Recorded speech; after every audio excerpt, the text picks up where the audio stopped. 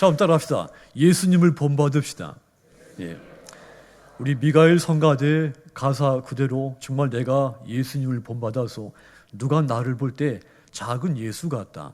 그런 감탄, 표현이 저와 여러분 삶에 있기를 주님의 이름으로 축원합니다.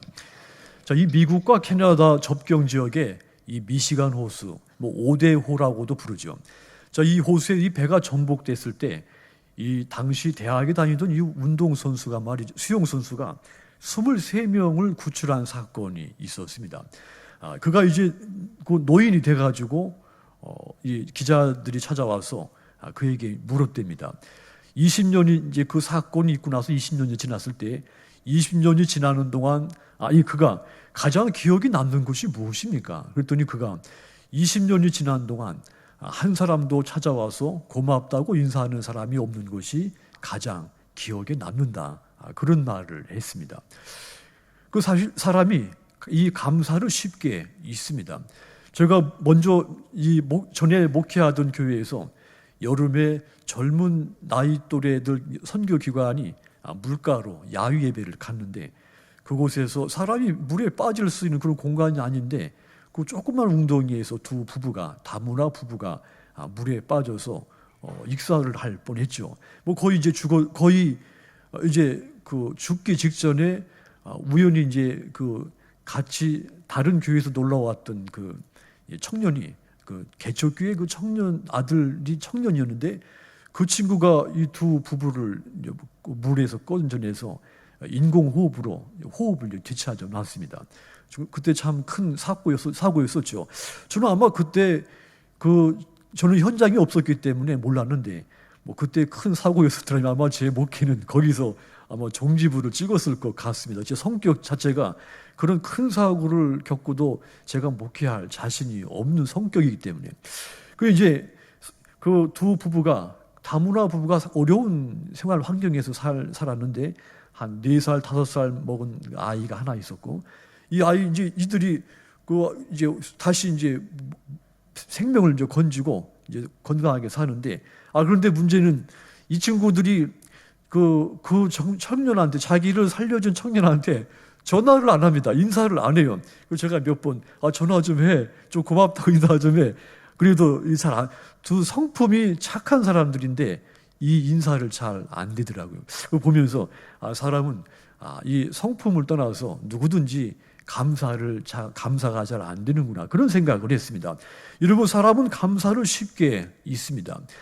로마서 1장 21절 보시면 하나님을 알되 하나님을 영화롭게도 않고 감사하지도 않는다 그랬죠. 감사를 쉽게 잊어버리는 그 인간의 모습을 책망을 한 겁니다. 또 신명기 6장 12절도 보시면 너는 조심하여 너를 애굽 땅 종되었던 집에서 인도하여 내신 여호와를 잊지 말라 그랬습니다. 이스라엘 백성들이 자기들을 이 이집트 땅에서 인도해 내신 하나님께 대한 감사를 잘 잊는다는 이야기입니다. 시편 103편 2절도 보시면 내 영혼아 여호와를 송축하며 그의 모든 은택을 잊지 말지어다 그랬죠. 시인이 자신에게 고백을 하는 겁니다. 나를 향해 하나님이 베푸신 그 은덕을 내가 잊지 말자. 그런 자전적인 신앙 고백인 노래인 것이죠. 이 고백은 인간이 하나님의 은덕을 잘 잊는다는 반증이기도 한 겁니다. 심지어는 일부러 감사를 잊기도 한다고 했죠. 베드로후서 3장 5절 보시면 이는 하늘이 옛적부터 있는 것과 땅이 물에서 나와 물로 성립된 것도 하나님의 말씀으로 된 것을 그들이 일부러 잊으려 함이로다. 종말 때가 마지막 때가 되면 사람들은 옛적에 하나님이 말씀으로 하늘과 땅을 지었고 또한 땅이 물에서 나와 물로 이루어진 것을 일부러 하나님이 은혜로서 천지를 창조하신 것을 일부러 잊으려고 한다는 이야기입니다. 초대교회 교부 크리소스톰이라고 하는 사람에게는 근본적인 죄가 하나 있는데 그것은 감사하지 않는 죄다. 감사를 쉽게 잊는 죄다 그랬습니다. 히스기야가 국가의 위기와 또 개인적인 위기 앞에서 하나님 앞에 눈물로 기도를 했죠. 그리고 그가 큰 응답을 받습니다. 자, 그런데 그는 그 받은 은혜를 감사를 쉽게 잊어버립니다. 역대하서 32장 25절 보시면 중간 부분 보면은 그 받은 은혜를 보답하지 않았다 그러죠. 왜 그가 감사를 쉽게 잊었을까요? 25절 앞부분을 보시면 히스기야가 따라합시다. 마음이 교만하여 교만해져서 감사를 쉽게 잊게 되었다는 말입니다. 그의 교만은 다른 것이 아니었습니다. 응답 주신 하나님보다 응답받은 자신을 더 크게 여긴 겁니다. 아수르를 무찌른 것보다 아수르를 무찌른 후에 더 위대해진 자신을 크게 본 겁니다. 또한 죽을 병을 고침받은 것보다 죽을 병에서 살아난 자신이 더 대단하게 여긴 거죠. 은혜 주신 하나님보다는 은혜 받은 자기 자신을 더 주목을 한 겁니다. 이런 교만이 그로 하여금 감사하지 않는 죄, 감사를 쉽게 잊어버리게 만들어 버린 겁니다. 예수님의 말씀에도 감사를 쉽게 잊는 사람들 이야기로 가득 차 있습니다. 오늘 본문도 그 내용의 일부에 해당이 되죠. 주님이 예루살렘을 향해 올라갈 때 한 마을에서 10명의 한센병자들을 만난다는 말입니다. 그들이 예수님을 향해서 소리를 높여 부릅니다. 13절 보시면 소리를 높여 이르되 예수 선생님이여 우리를 불쌍히 여기소서 하거늘 그랬죠.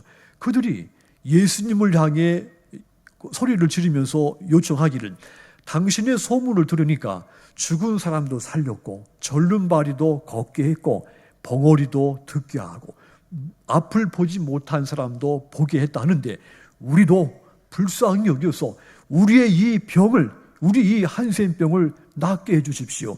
크게 주님을 부르고 간청을 한 겁니다. 그러자 14절 보시면 예수님께서 그들을 보시고 말씀을 하죠. 가서 제사장들에게 너희 몸을 보이거라 그럽니다. 너희 몸을 제사장한테 가서 한센병이 나았다고 하는 것을 보여주고 확인을 받으라 그런 말입니다. 이 말씀은 그들 입장에서 볼 때는 큰 믿음이 요구되는 그런 말씀이었죠. 왜냐하면 자신들의 병이 나을 것이라고 하는 말씀이고 또 제사장한테 그 몸을 보이라고 하는 그 사실은 곧 이 병이 나았으니 나았다고 하는 사실을 제사장한테 확인을 받으라고 하는 말씀이기 때문이죠. 그런데 주님이 그들에게 이 말씀을 할 때까지만 해도 그들에게는 피부에 털끝만큼도 변화가 일어나지 않고 있었습니다. 예수님이 자신들의 몸에 손을 댄 것도 아니고 안수한 것도 아니었습니다. 또 예수님의 말씀을 믿을 수 있을 만큼 어떤 징표도 없었고 어떤 주님으로부터 어떤 행동도 나타나지 않았습니다. 그런데 그들은 예수님의 말씀을 문자 그대로 믿었습니다. 그리고 제사장한테 가는 도중에 이 한센병에서 고침을 받게 된 겁니다. 자, 그러니까 예수님은 아무런 증거가 없는 상태에서 믿음으로 가는 그들로 하여금 엄청난 믿음의 결과를 맛보게 한 겁니다. 당시에는 이 한센병에 걸리면 그 지역에서 추방을 당했습니다. 그 결정을 제사장이 내렸죠. 이 제사장이 사람들의 질병을 진단하고 그를 마을에서 추방할 것인가 마을에서 계속 생활을 하면서 치료할 것인가를 제사장이 판단을 했습니다. 자, 그런데 이 한센병은 하나님이 내린 천벌이라고 믿었습니다. 지역 공동체에서 무조건 이 한센병에 걸린 사람은 추방을 당했습니다. 주인이기 때문에 하나님이 벌로 내리신 병이라고 믿었기 때문이죠. 자, 그래서 이 한센병에 걸리면 사회적 모든 권리를 그 순간 박탈을 당합니다. 지역에서 쫓겨나서 토굴 같은 속에서 그 남은 인생을 그 병과 함께 지옥같이 살아야 되는 것이었죠. 자, 그러니까 제사장한테 가서 한센병이 나았다고 하는 것을 보이라고 하는 말은 병이 나았으니 마을에서 다시 살 수 있는 권리를 되찾으라는 말씀이 담겨 있기도 한 겁니다. 과연 그들이 제사장한테 가는 동안 몸이 깨끗이 나았습니다. 그 무서운 한센병이 완벽하게 치유가 된 겁니다. 10명 모두 깨끗이 나았습니다. 본문의 요점은 이후 그들의 행동에 대한 교훈인 겁니다. 고침을 받은 이 9명은 그 기쁨의 도취가 돼서 자기들 갈 길로 갔다 그랬죠. 이 9명은 집으로 가는 것 먼저 생각을 한 겁니다. 아버지와 어머니께서 낳은 내 몸에 보시고 얼마나 기뻐할 것인가. 내 가족들이 내게 일어난 이 엄청난 일 얼마나 놀라워할까. 이웃 사람들이 이 사실에 얼마나 반가워할까. 그들이 먼저 생각한 것은 부모와 가족과 이웃들입니다. 이 9명은 그 기쁨에 도취돼서 집으로 돌아가고 가족과 이웃과 함께 그 기쁨을 나눠야 되겠다. 그 생각이 가장 컸습니다. 그래서 서둘러 자기 마을로 돌아간 겁니다. 자, 그런데 그 중에 한 사람은 달랐습니다. 그는 곧바로 예수님을 찾아왔습니다. 그리고는 예수님의 발 앞에 엎드려 감사를 했다 그랬죠. 16절 보시면 예수의 발 아래에 엎드려 감사하니 그는 사마리아 사람이라. 주님 발 앞에 엎드려서 감사를 드렸는데 그는 이방인 사마리아 사람이었다는 것이죠. 그는 먼저 감사를 했습니다. 그에게도 부모가 있고 가족이 있고 그에게도 아주 살갑게 지냈던 이웃이 있었습니다. 부모도 소중하고 형제도 이웃도 소중하고 친구들도 소중하지만 그러나 내가 먼저 감사해야 할 대상은 가족이 아니라 나를 치유해 주신 주님이라고 생각을 한 겁니다. 우린 이 사람을 통해 어떻게 감사해야 하는지, 무엇이 진정하고도 온전한 감사가 되는지를 깨달을 수가 있게 됩니다. 자, 그렇다면 그 중에 한 사람, 이 사마리아 사람이 어떻게 감사를 했습니까? 따라합시다. 신속하게 감사했다. 그는 감사를 미루지 않았습니다. 감사해야 할 상황이 자신에게 발생했을 때 곧바로 가서 이 주님께 감사를 했죠. 머뭇거리지 않았습니다. 15절 다시 보시면 자기의 낳은 것을 보고 큰 소리로 하나님께 영광을 돌렸다. 집에 갔다가 돌아와서 감사한 것이 아닙니다. 자기 몸이 깨끗해진 것을 보는 순간, 확인되는 순간 곧바로 주님께 돌아와서 감사를 한 겁니다.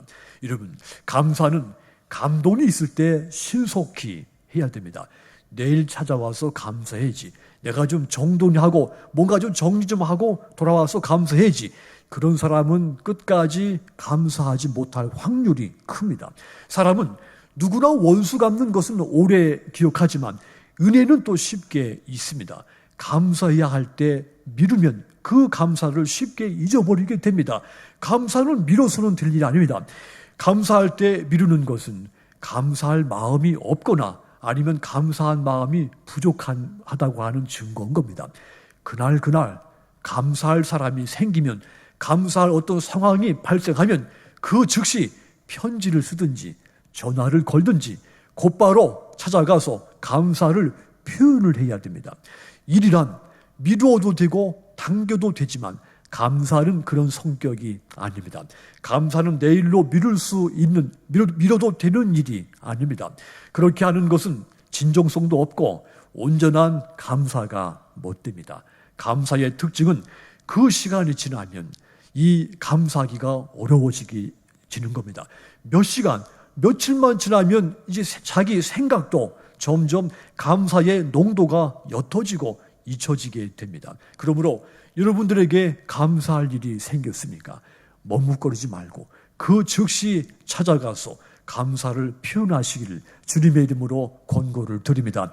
범사에 감사할 수 있는 사람이 되는 비결이 하나가 있다고 한다면 감사할 일이 생겼을 때 그 즉시 감사해 보는 겁니다.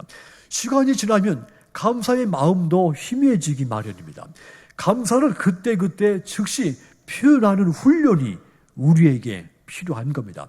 감사를 뒤로 미루지 않는 여러분들이 다 되시기를 권고를 드립니다. 자, 여기 사마리아 사람처럼 자기 몸이 나은 것이 확인되는 순간 그는 즉시 일어나 주님께 찾아가서 감사한 것 같이 신속히 감사하는 여러분들이 다 되시기를 주님의 이름으로 축원합니다. 그런 감사가 주님의 마음을 감동시키고 움직이도록 해서 마침내 여러분들에게 놀라운 기적을 우리 주님이 베풀어 주실 줄 믿습니다. 두 번째, 이 사마리아 사람, 그 중에 한 사람이 어떻게 감사했는가 하면 자기에게 발생한 모든 일은 하나님의 은혜라고 생각해서 더 감사를 했죠. 그가 제일 먼저 행한 것이 무엇인가 하면 하나님께 영광과 찬송을 드리는 일이었습니다. 15절 보시면 그 중에 하나가 자기의 낳은 것을 보고 큰 소리로 하나님께 영광을 돌렸다 그랬습니다. 자기 병이 나았다는 사실을 안 순간 그는 하나님께 큰 소리로 찬송을 했습니다. 즉 그의 첫 번째 행동은 하나님을 찬송하고 영광을 돌리는 일이었죠. 이것은 무엇을 뜻합니까? 자기 병이 나은 것은 하나님의 은혜다. 이 생각이 가장 그 마음에 크게 자리 잡고 있었다는 말입니다. 그는 아직 예수님이 누군가에 대해서 그 신앙적인 지식이 전혀 없는 상태였습니다. 그가 예수님에 대해서 알고 있는 수준이라고 하는 것은 소문으로 들은 것밖에 없습니다. 예수님은 죽은 사람도 살리고 이 앞을 못 본 사람도 보게 하고 그런 이야기만 듣고 예수님에 대해서 알고 있는 것은 그것이 전부였습니다. 예수님은 기적을 행하시는 분이라고 하는 정도의 지식만 그가 갖고 있었죠. 그래서 하나님이 예수 선생님을 통해 자기를 치료해 주셨다 이렇게 믿은 겁니다. 그래서 먼저 하나님께 찾아와서 큰 소리로 그분께 찬송하고 영광을 돌린 겁니다. 감사를 표현한 겁니다. 여러분, 이 점이 중요합니다. 감사할 일이 생기면 먼저 이것을 하나님의 은혜로 여기고 그 하나님께 영광을 돌리는 것, 하나님이 가장 기뻐하시는 일입니다. 하나님께 영광과 찬송을 드린 다음에 내가 감사해야 할 사람을 일일이 찾아가서 감사를 표현을 해야 되는 겁니다. 고린도서 6장 1절 보시면 우리가 하나님과 함께 일하는 자로서 너희를 권하노니 하나님의 은혜를 따라합시다. 하나님의 은혜를 헛되이 받지 말자. 하나님과 함께 일하는 사람으로서 너희에게 권고하는데 하나님의 은혜를 헛되게 하지 말자. 그분의 은혜를 날마다 기억하고 감사를 하자. 이런 권고입니다. 고린도후서 9장 15절도 보시면 말할 수 없는 그의 은사를 인하여 하나님께 감사한다. 여기서 그의 은사는 그의 은혜입니다. 그 옛날 성경에 보면 그의 은혜를 인하여 그렇게 번역이 되어 있죠. 그러니까 은사는 은혜니까 모든 것을 내게 이루어진 모든 것은 하나님의 은혜로 여기고 하나님께 감사를 해야 된다. 이런 메시지입니다. 시편 116편 12절도 보시면 여호와께서 내게 주신 모든 은혜를 내가 무엇으로 보답할꼬 그랬죠. 다윗의 고백입니다. 일평생 동안 하나님의 은혜를 내가 입었는데 내가 그 모든 은혜 입은 것에 대해서 무엇으로 하나님께 보답을 해야 될지 나는 참으로 알 수가 없다. 어떻게 해야 될지 그런 이 자전적인 신앙 고백을 한 겁니다. 다윗에게는 감사를 해야 할 사람들이 많이 있었습니다. 다윗에게 하나님의 말씀을 대언해주는 예언자들, 선지자들이 많이 있었고 또 다윗을 돕는 관료들도 있었고 다윗과 함께 목숨을 걸고 싸우는 장군들도 있었고 또 다윗에게 조언을 해주는 친구들도 있었습니다. 이 모든 사람들이 다윗이 이스라엘을 잘 통치할 수 있도록 도와준 고마운 사람들이죠. 감사의 대상들입니다. 다윗은 그들의 감사를 잊을 수가 없는 것이죠. 그런데 다윗은 그들에 대한 감사를 생각하기 전에 이 모든 내 생에 모든 은혜를 베푸신 그 하나님, 그 은혜에 어떻게 보답할고 하는 믿음으로 그는 살았다고 하는 이야기입니다.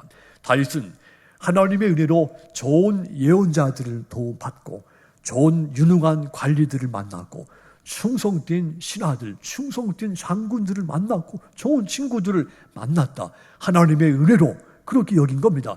그래서 먼저 하나님의 은혜를 생각하며 감사를 표현한 겁니다. 그리고 나서 그가 감사해야 할 사람들을 향해 감사를 표현을 한 겁니다. 여러분, 왜 그렇습니까? 우리가 감사해야 할 모든 일은 하나님의 은혜에서 나오기 때문입니다. 우리가 가장 감사해야 할 것은 구원의 은혜입니다. 우리를 죄 가운데 구원해 주신 분은 오직 한 분 예수 그리스도입니다. 주님의 용서와 사랑이 저와 여러분을 사망에서 생명으로 옮기셨고 천국집을 향해 우리가 날마다 앞으로 나아가게 만드셨습니다. 이것은 전적으로 하나님의 은혜의 선물인 겁니다. 그러므로 나를 긍휼히 여기시고 구원하신 내게 은혜 베푸신 하나님 앞에 먼저 감사와 찬송을 드리시기를 주님의 이름으로 권고를 드립니다. 내 생의 모든 것은, 감사의 조건들은 하나님의 은혜에서 비롯되었기 때문입니다. 자, 이 사실을 고침받은 이 사마리아 사람은 깨닫고 알게 됐죠. 그래서 그는 진정하고도 온전한 감사를 하나님 앞에 돌아와서 찬송으로 영광을 돌릴 수가 있었던 겁니다. 만일 그가 내가 운이 좋아서 예수 선생님을 만났고 한센병도 낫지, 그렇게 생각했더라면 아마 그런 이런 감사에 이르지 못했을 것입니다. 그도 역시 다른 9명의 사람들처럼 자기 갈 길로 먼저 가고 말았을 것입니다. 그런데 그는 9명과는 다르게 하나님의 은혜로 내가 이렇게 못 고칠 병에서, 이 천벌 같은 병에서 고침을 받았다, 이 사실을 깊이 깨닫고 있었다는 이야기죠. 그 때문에 그가 진정하고도 온전한 감사를 드릴 수가 있었던 겁니다. 그러므로 나의 나된 것은 하나님의 은혜다, 이런 고백이 저와 여러분에게도 가득해서 언제든지 내게 은혜 주신 그 하나님을 생각하며 온전한 감사를 드리시기를 주님의 이름으로 부탁을 드리겠습니다. 마지막으로 이분의 감사는 어떤 감사였는가 하면, 그의 감사는 섬기는 마음이 가득한 감사였습니다. 섬기는 마음이 없으면 감사가 진정성이 없는 것입니다. 누구든지 진정으로 감사하게 되면 그 감사의 대상자에 대해서 머리가 숙여지고 그를 섬기고 싶은 마음이 우러나게 돼 있습니다. 16절 보시면 예수의 발 아래 엎드려 사례하니 저는 사마리아 사람이라. 발 앞에 엎드렸다, 경배하다, 섬기는 자세에 섰다는 뜻입니다. 자, 그러니까 그가 예수님 앞에 엎드렸다, 이 말은 나는 당신을 경배합니다. 이제는 당신을 섬기는 자로 내가 살겠습니다. 이런 신앙 고백이 그에게 있었다는 뜻입니다. 앞으로 나는 은혜를 입은 사람으로서 이 보답하는 마음을 가지고 일평생을 주님을 섬기고 이 이웃을 섬기며 살겠다는 신앙 고백을 낳은 겁니다. 바울이 고린도전서 15장 10절에서 말했죠. 나의 나된 것은 하나님의 은혜로 된 것이다. 내게 주신 그의 은혜가 헛되지 않으며 내가 모든 사도보다 더 많이 수고하였으니 내가 아니고 오직 나와 함께 하신 하나님의 은혜다. 자, 하나님은 나에게 큰 은혜를 베풀어 주셨다. 그 은혜가 너무 커서 나는 앞으로도 다른 사람보다 더 많이 수고를 하겠다. 다른 사람보다 더 많이 섬기며 살겠다. 그런 고백입니다. 감사한 일이 있을 때 크게 감사하는데 지나고 나서 감사한 일을 까마득히 잊었다면 그는 진정한 감사에 이르지 못한 겁니다. 사마리아 사람은 달랐죠. 그는 예수님께 엎드려 내가 이제부터는 당신을 경배하며 당신을 섬기는 자로 평생을 감사하는 자로 살겠습니다. 그런 고백이 담겨있는 감사를 드린 겁니다. 주님은 그 감사의 진정성을 아시고 그에게 놀라운 기적을 베풀어 주신 겁니다. 여러분, 감사는 상대방을 섬기고자 하는 마음이 우러나오게 돼 있습니다. 만일 감사가 있는데 상대방을 섬기고자 하는 마음이 내 마음속에서 진정으로 우러나지가 않습니다. 그는 아직 그에게 진정한 감사를 하지 못하고 있는 겁니다. 여러분 속에 주님을 향한 진정한 감사가 있어서 주님을 평생토록 섬기고자 하는 마음이 더욱 간절해지시기를 주님의 이름으로 권고를 드립니다. 이런 감사를 우리가 일평생을 함으로써 주님이 내 인생에 놀라운 기적을 행해 주실 줄 믿으시기 바랍니다. 사랑하는 여러분, 우린 이 9명의 사람들을 보고 마음속으로 비난을 했습니다. 배은망덕한 사람들이라고 생각하기 때문이죠. 가벼운 질병도 아니고 추방과 또 죽음과 종교적 사망이나 다름이 없는 이 한센병을 고쳐줬는데 어떻게 감사하지 않을 수가 있는가? 우린 그런 생각을 하기 때문에 이 9명의 사람들을 마음속에 비판을 하는 겁니다. 그런데 물론 그들의 행위는 비난받아 마땅하죠. 그런데 돌아보면 우리는 그들 중에 한 사람이니 사마리아 사람이 감사한 모습을 보았을 때 우리는 나도 역시 할 말이 없는 사람이라는 것을 깨닫게 됩니다. 왜냐하면 나도 이 사람만큼 온전하고도 진정한 감사를 못하고 살아왔기 때문이죠. 그는 감사할 때 신속하게 감사하고 모든 것을 하나님의 은혜로 여기며 감사하고 또 섬기고자 하는 이 마음이 우러나는 그런 감사를 했습니다. 예수님은 그를 칭찬을 했죠. 네 믿음이 너를 구원하였도다. 주님은 돌아와 감사하는 그에게 구원을 선포를 하신 겁니다. 그의 인생의 최고의 기적, 최고의 축복이 일어나게 된 겁니다. 육신의 질고도 치유받고 영혼의 구원도 이룬 이 사마리아 사람처럼 육신도 고침받고 영혼도 구원받아 온전하고도 진정한 감사를 하는 저와 여러분들의 일평생의 믿음의 삶이 다 되시기를 주님의 이름으로 축원합니다. 기도하겠습니다.